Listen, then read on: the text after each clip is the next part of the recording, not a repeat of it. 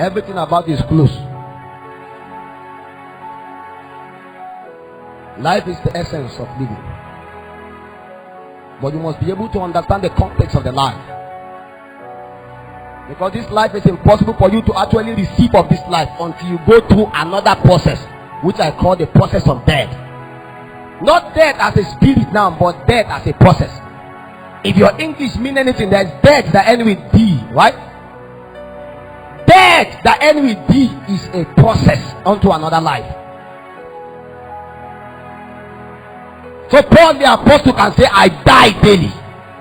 Why? Because he died into another form of life. And this is what we call the newborn experience. That anytime a believer comes, the Bible calls him a new creature. He died to his nature and take up another life.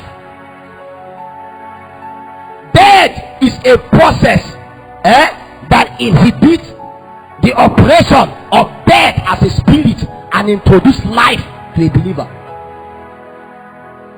The process of death must be embraced by anyone that intends to walk with God. Because if you don't embrace death, you can never be able to contain life. Because naturally we are born with the nature of death. And that's why everything about us dies. Everything about creation is designed not to last forever. It's designed to decay unto death.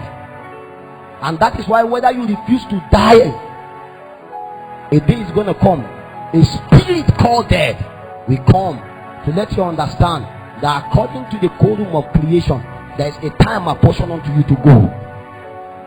For men that have continually choose life, what happened to them is death as a process. Then they transit realm.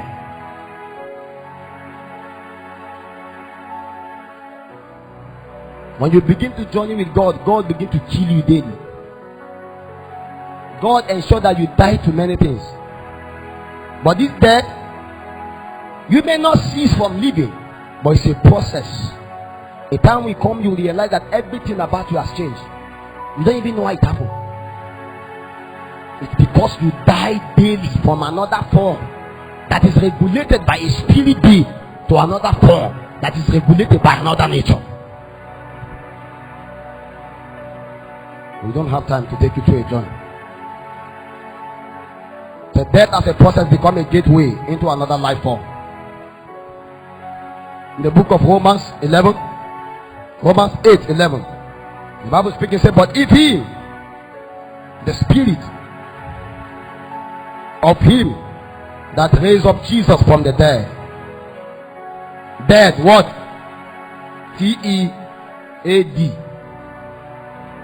dwell in you, he that raised up Christ from the dead shall also what?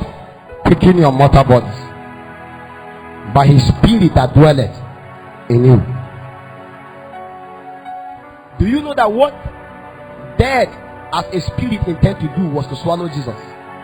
But what the spirit did not understand was Jesus Christ went through death as a process, not death giving him victory over him.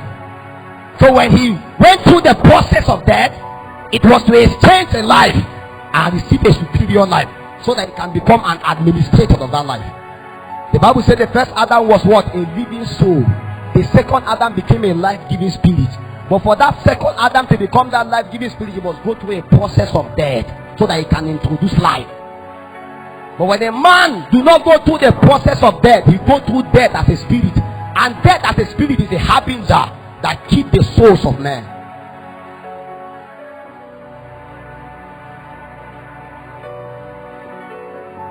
Because on the last day, everyone that is captured by death as a spirit will remain in bondage until the last days. But whosoever went through the process of death can live again and again and again. Because there is power of resurrection that lies in the spirit of life that can quicken. But a man that does not choose life can never embrace the process of death. At the tail end of his life, or within instantaneous moments, death as a spirit swallow him and he ceases to exist.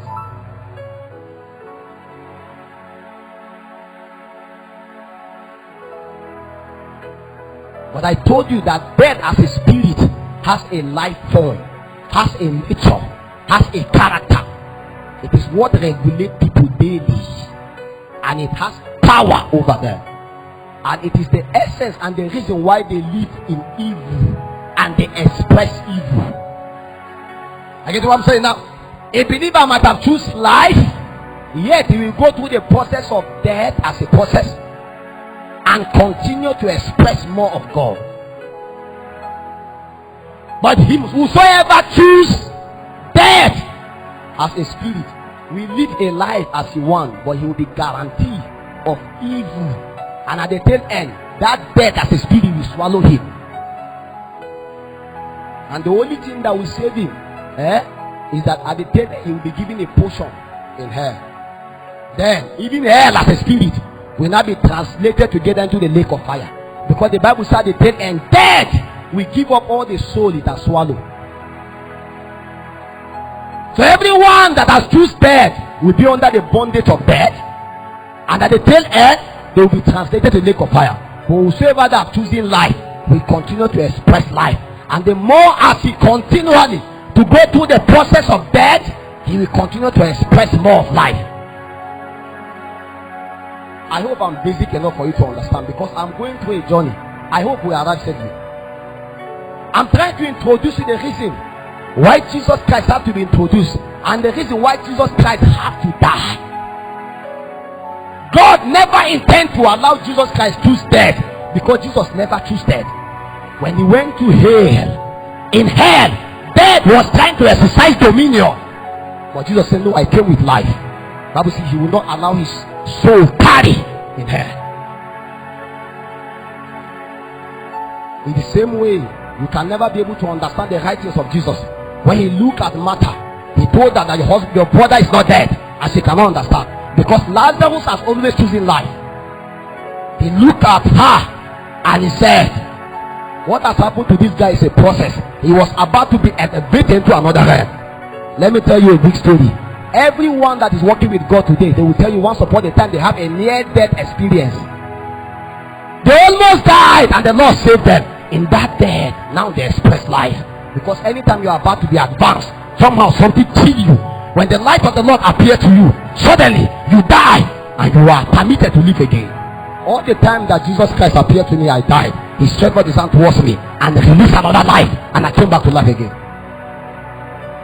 Because the process of death always introduces another life. When the Lord wants to elevate you, what he does is that he brings you to another process of death. That prayer, that fasting, all the things you do, it brings you to a point where you die daily. But as you die, the Bible says, although the outer man perish, but the inner man is renewed day by day. So there is the same spirit that raised Jesus from the dead. If that spirit dwell in your mortal body, it will quicken your mortal body and give you life.